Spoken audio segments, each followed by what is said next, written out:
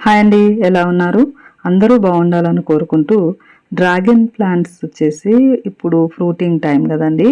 ఈ టైంలో దీనికంటే ముందే ఏప్రిల్ నెలలోనే వాటి టిప్స్ అంటే మూలలు వాటికి కట్ చేసేసి ప్రూన్ చేసేసాం. ఎందుకంటే ప్రూన్ చేస్తే స్ట్రెస్లో వచ్చి కాయలు బాగా వస్తాయని.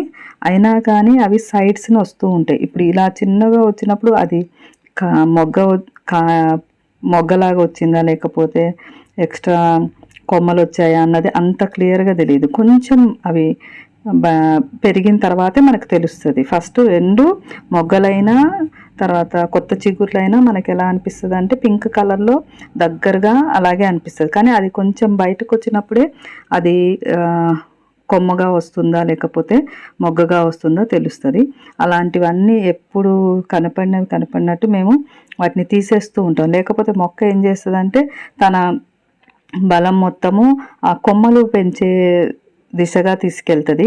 కాయలు రావన్నట్టు, అంటే వచ్చిన కాయలు కూడా ఇంకా పెద్దగా బలంగా రావని వీటిని ఇలా తీసేస్తూ ఉండాలండి. అప్పుడు ఏమవుతాయి అంటే ఆ ఉన్న కొమ్మలు మంచిగా లావుగా దృఢంగా అవుతాయి, ముదురుతాయి. ఆ ముదురు కొమ్మలకే ఎక్కువగా కాయలు వచ్చే అవకాశం ఉంది. అందుకని ఇలాంటివన్నీ ఎప్పుడుకప్పుడు మేము తీసేస్తూ ఉంటాం. తరచుగా ఓ 2-3 రోజులకు మళ్ళీ వస్తూనే ఉంటాయి. అంటే మనం ఏదైనా ప్రాక్టికల్గా మనం పెంచుకొని ఒకసారి 2 సార్లు చూస్తేనే మనకు తెలుస్తూ ఉంటాయి. ఈ మొక్క పట్ల ఇలా చేయాలి, ఈ టైంలో ఇలాంటి కేర్ తీసుకోవాలని.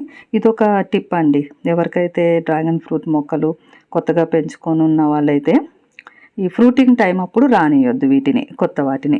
అలాగే మనం ఎంత తక్కువైతే అంత తక్కువ స్టెమ్స్ని అట్లా ఉంచేసుకున్న తర్వాత ఎక్కువ రానియకుండా చూసుకోవాలి. నేనైతే ఇలా తీసేసాను.